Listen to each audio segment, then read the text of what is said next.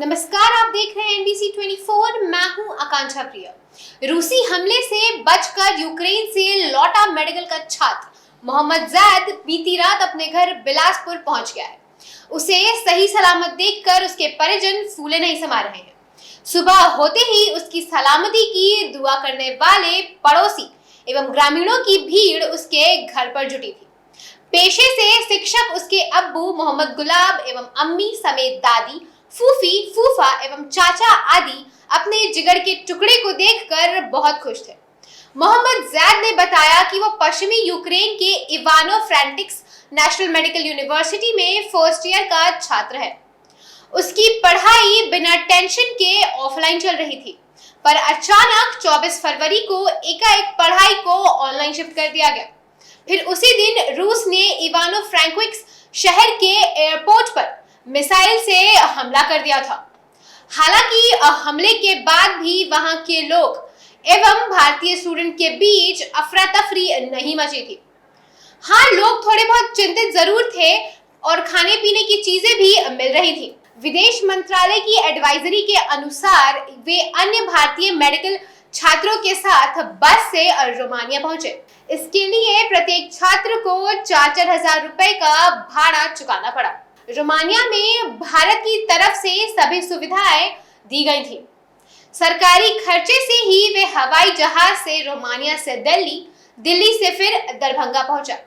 तो आइए सुनते हैं यूक्रेन से लौटे छात्र मोहम्मद जैद ने क्या कुछ कहा। मैं यूक्रेन के इवानो फ्रैंकिव्स्क शहर में मेडिसिन की पढ़ाई करता था।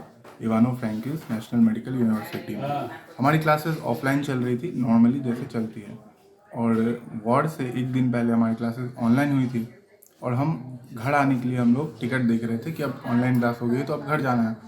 लेकिन टिकट के प्राइस ज़्यादा होने की वजह से हम 1-2 हफ्ते के आगे की टिकट देख रहे थे, जो कि तकरीबन 80,000 से 1 लाख के आसपास थी। तो अचानक से वॉर स्टार्ट हो गया। किस तारीख की बात है जब आप टिकट देख रहे थे? ये किस तारीख की बात है? ये तारीख हो गया आपको 22 फरवरी की, 22-23 की फरवरी की बात थी ये। और तब युद्ध स्टार्ट नहीं हुआ था या हो गया था? युद्ध स्टार्ट नहीं हुआ था। युद्ध स्टार्ट हुआ उसके एक दिन के बाद, और अचानक से युद्ध स्टार्ट हुआ। हम लोग को जो हमारे वहाँ पे केयर टेकर है डॉक्टर अभिषेक कुमार, उन्होंने आके इन्फॉर्म किया कि युद्ध स्टार्ट हो चुका है और अब आप लोगों को निकलना पड़ेगा, तो आप अपना बैग पैक स्टार्ट करिए।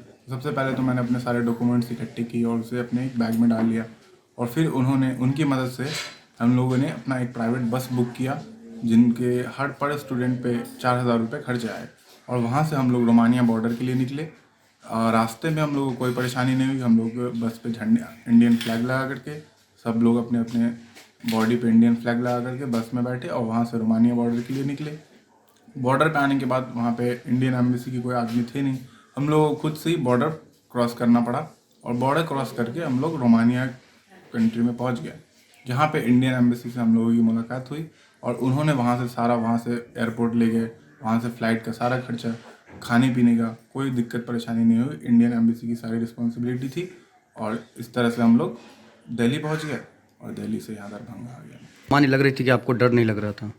स्थिति सामान्य नहीं थी, लेकिन मैं अपने आप में, मेरे को विश्वास था कि मैं घर पहुँचूँगा, तो इसलिए वहाँ पे स्थिति ऐसे थी कि ATM में पैसे ख़त्म हो रहे थे, सुपरमार्केट में खाने पीने का स्टॉक ख़त्म हो रहा था, तो इन सब चीज़ से लग रहा था यहाँ पे पैनिक का माहौल है। लेकिन हम लोग को आत्मविश्वास था कि हम लोग घर पहुँचेंगे इतना, और अपने एम्बेसी पे भी भरोसा था और अपने देश पे भी भरोसा था कि हमें पहुँचाया, निकाला जाएगा यहाँ से। बेटा आ गया, कितने खुश हैं आप? बहुत खुश हैं हम। बेटा को देख करके बहुत परेशान थे हम भी। ऐसे सब आ जाए, सबका बच्चा, जितना बच्चा सब फंसा हुआ है, अल्लाह सबको अपने घर पहुंचा दे, अपने माँ बाप से मिला दे। तो देख करके बहुत खुशी हुई। आ गया तो अपने घर को। चिंता क्या सता रहा था अगर बात करें? तब बहुत परेशान थे, तब माँ का दिल ही है ऐसा। दाना पानी सबका छूटा हुआ था, घर में सब बहुत परेशान थे।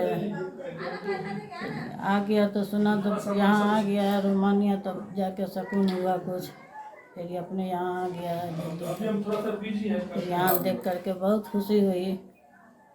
कितने खुश हैं अब मेरा बच्चा आ चुका है, अब मैं बहुत खुश हूँ। जब मेरा बेटा ये आ गया, अब बहुत खुशी की बात है। जो घबराहट थी ख़त्म हो चुकी है। अब घर में खुशी का माहौल है, मोहल्ले में खुशी का माहौल है। मोहल्ले को लोग आ करके धन्यवाद दे रहे हैं। सरकार की भी तारीफ़ें हो रही है कि बच्चे को सही समय पर निकाल लिया गया है, और बाकी जो बच्चे बचे हुए हैं उसको भी लाने की जो भारत सरकार की कोशिश है बहुत ज़्यादा है, इसलिए दिल से धन्यवाद है भारत सरकार को। इस तरह की तमाम छोटी बड़ी खबरों के लिए जुड़े रहे हमारे साथ और देखते रहे NBC 24।